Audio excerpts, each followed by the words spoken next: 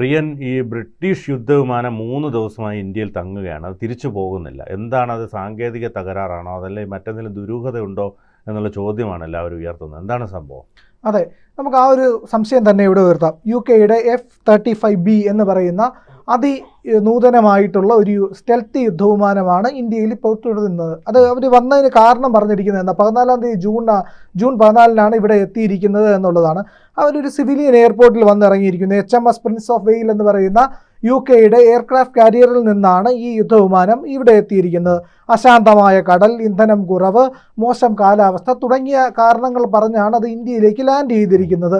129 kilometre അകലെ, അതായത് ഏതാണ്ട് 100 നോട്ടിക്കൽ മൈൽ അകലെയാണ് ഈ പറയുന്ന HMS പ്രിൻസ് ഓഫ് വെയിൽ എന്ന് പറയുന്ന എയർക്രാഫ്റ്റ് കാരിയർ സ്ഥിതി ചെയ്യുന്നത്.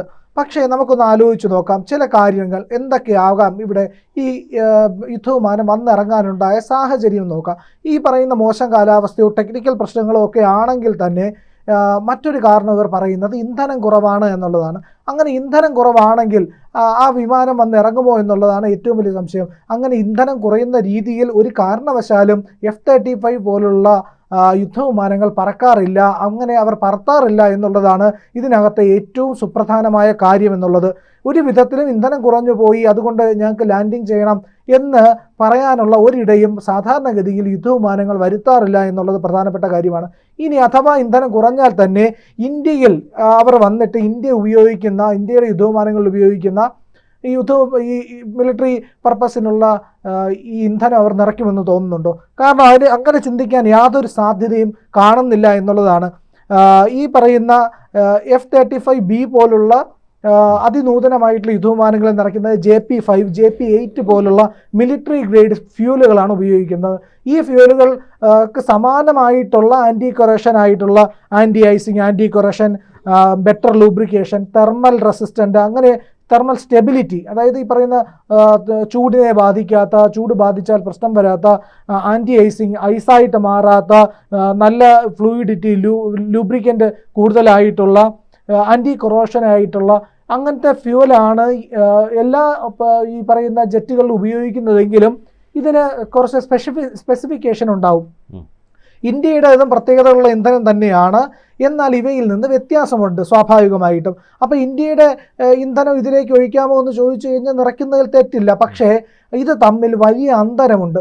അന്തരം എന്ന് പറഞ്ഞു കഴിഞ്ഞാൽ അത് ഈ പറയുന്ന സ്റ്റാൻഡേർഡ്സിലുള്ള പ്രശ്നം മാത്രമല്ല, നാറ്റോ സർട്ടിഫിക്കേഷൻ്റെ ഒരു പ്രശ്നമുണ്ട്. 99% ഏതാണ്ട് സമാനമാണെങ്കിൽ കൂടി നാറ്റോ സർട്ടിഫിക്കേഷൻ ഇല്ലാത്ത ഒരു ഫ്യൂവൽ ഇത്രയും $multi-million വിലയുള്ള ഒരു ഫ്യൂവൽ അവരുടെ ഒരു പ്രധാനപ്പെട്ട ഒരു യുദ്ധവിമാനത്തിലേക്ക് നിറയ്ക്കാൻ അവർ അനുവദിക്കുമോ എന്നുള്ളതാണ് ഇവിടുത്തെ ഏറ്റവും വലിയ ചോദ്യം എന്നുള്ളതാണ് മറ്റൊരു കാര്യം. ഈ പറയുന്ന 99% ഇവ സമാനമായിരിക്കാം, എങ്കിലും അവർ ഗ്രേഡ് വ്യത്യാസമുള്ള മറ്റൊരു ഇന്ധനം നിറയ്ക്കാനായിട്ട് തയ്യാറാവുമെന്ന് തോന്നില്ല. നമുക്ക് തന്നെ അറിയാമല്ലോ, XP100 ഒക്കെ നിറയ്ക്കുന്ന കാറുകളിലൊന്നും ഒരു കാരണവശാലും XP900 ഇല്ലെങ്കിൽ 995 ഇല്ലെങ്കിൽ അതിൽ താഴെയുള്ള സാധാരണ ഫ്യൂലോ ഒന്നും ആൾക്കാർ നിറയ്ക്കാറില്ല. അപ്പോൾ സൂപ്പർ കാറുകളിൽ നിറയ്ക്കുന്ന ഇന്ധനം വേറെയാണല്ലോ. അതുപോലെ ഈ പറയുന്ന വ്യത്യാസം ഇതിനകത്ത് വ്യക്തമായിട്ടുണ്ട് എന്നുള്ളതാണ്. അപ്പോൾ അവർ അത്തരത്തിലൊരു റിസ്ക് എടുക്കാൻ ഒരു സൈന്യവും തയ്യാറാവില്ല എന്നുള്ളതാണ്. എങ്കിലും വാദത്തിനായിട്ട് മറ്റൊരു കാര്യം പറയാം, ഈ വിമാനം ഇവിടെ വന്നത് സാങ്കേതിക തകരാറ് കൊണ്ടാണ്. ശരി, അങ്ങനെ ഒരു സാങ്കേതിക തകരാറുണ്ടെങ്കിൽ ഹൈലി സെൻസിറ്റീവായിട്ടുള്ള വലിയ ടെക്നോളജിയുള്ള ലോകോത്തരമായിട്ടുള്ള ഒരു യുദ്ധവിമാനം ഇവിടെ വന്നിറങ്ങുമ്പോൾ അവർ ഇന്ത്യയിലെ ടെക്നീഷ്യന്മാരെ കൊണ്ട് ഇതിൻ്റെ പ്രശ്നം പരിഹരിക്കാനായി ശ്രമിക്കുമെന്ന് നമുക്ക് കരുതാൻ കഴിയുമോ? ഒരിക്കലും കരുതാൻ കഴിയില്ല. നമ്മുടെ കയ്യിൽ ഇരിക്കുന്ന ഫെറാറി കാറാണ്, അത് നമ്മൾ ഇവിടെ കൊണ്ടുവന്ന് നമ്മുടെ വീട്ടിനടുത്തുള്ള ഒരു 2 വീലർ മെക്കാനിക്കിൻ്റെ അല്ലെങ്കിൽ ഒരു സാധാരണ കാർ വർക്ക്ഷോപ്പിലോ ഏതെങ്കിലും ഒരു സർവീസ് സെന്ററിൽ കൊടുക്കാൻ നമ്മൾ തയ്യാറാവുമോ? ഫെറാറിയുടെ സർവീസ് സെന്ററിൽ മാത്രമേ അത് കൊടുക്കാൻ തയ്യാറാവുള്ളൂ. കാരണം അതിൻ്റെ ടെക്നോളജിയിൽ വ്യത്യാസമുണ്ട്.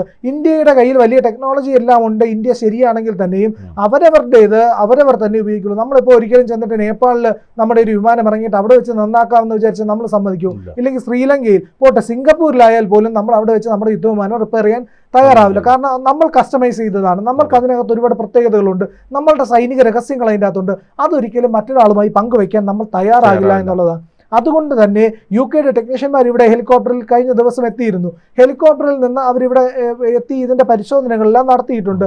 എന്നിരുന്നാലും അത്തരത്തിലുള്ള ഒരു സാങ്കേതിക തകരാർ ഇതിനുണ്ടെന്ന് വിശ്വസിക്കാൻ കഴിയില്ല. എങ്കിലും വാദത്തിന് നമുക്ക് അതും അംഗീകരിക്കാമെന്ന് വെച്ചോളൂ. എങ്കിലും മറ്റ് ചില കാര്യങ്ങൾ കൂടിയുണ്ട്. എന്തുകൊണ്ട് ഇത് ഇന്ത്യൻ ഓഷനിൽ ഇവരെന്ത് ചെയ്യുകയായിരുന്നു?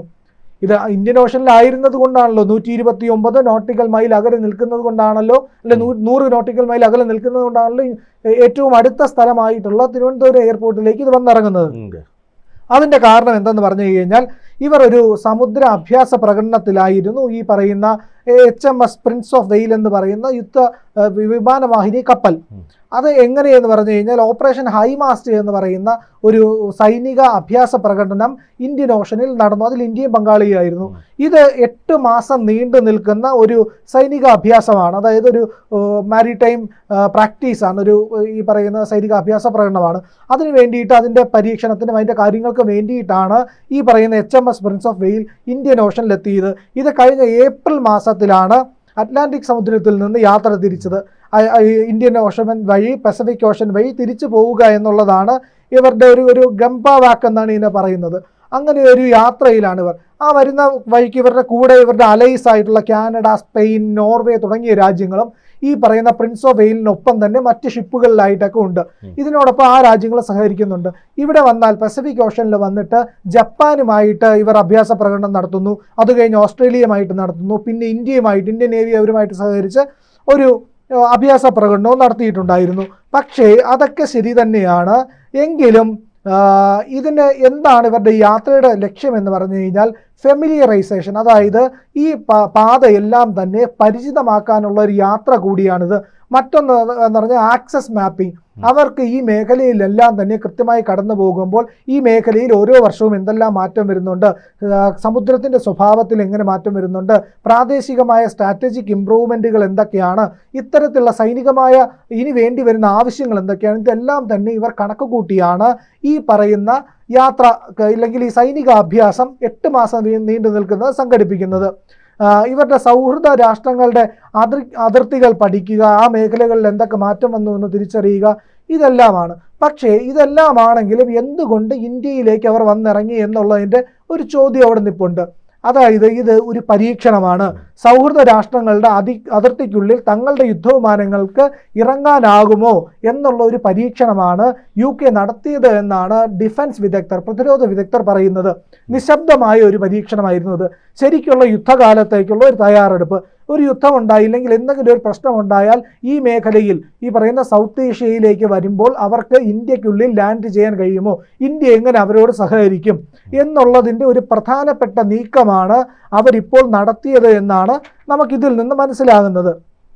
ഇതിൽ ഏറ്റവും പ്രധാനമായിട്ട് നമുക്ക് കാണാൻ കഴിയുന്ന ഒരു കാര്യം എന്ന് പറഞ്ഞു കഴിഞ്ഞാൽ നാറ്റോയുമായിട്ടുള്ള ഇന്ത്യയുടെ സഹകരണത്തെ കൂടി ഇവർ ഇതിനകത്ത് പഠനത്തിന് വിധേയമാക്കിയിട്ടുണ്ട് എന്നാണ് ഇതിനകത്ത് മനസ്സിലാക്കാൻ കഴിയുന്നത്.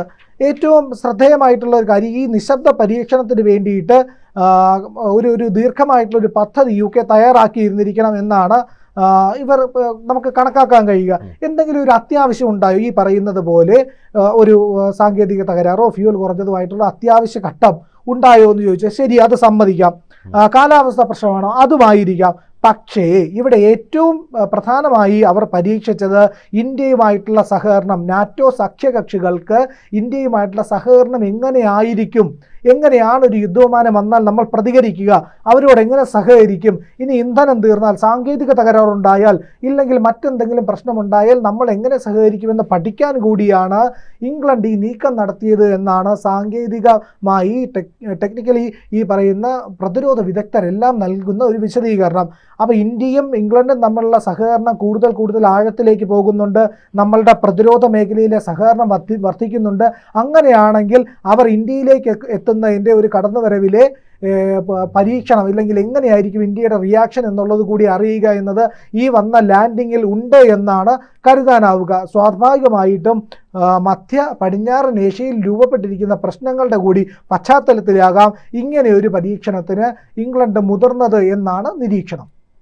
കൂടുതൽ വാർത്തകളും വിശേഷങ്ങളും നിങ്ങളിലേക്ക് എത്താൻ ABC മലയാളം സബ്സ്ക്രൈബ് ചെയ്യുക, ബെൽ ബട്ടണും അമർത്തുക.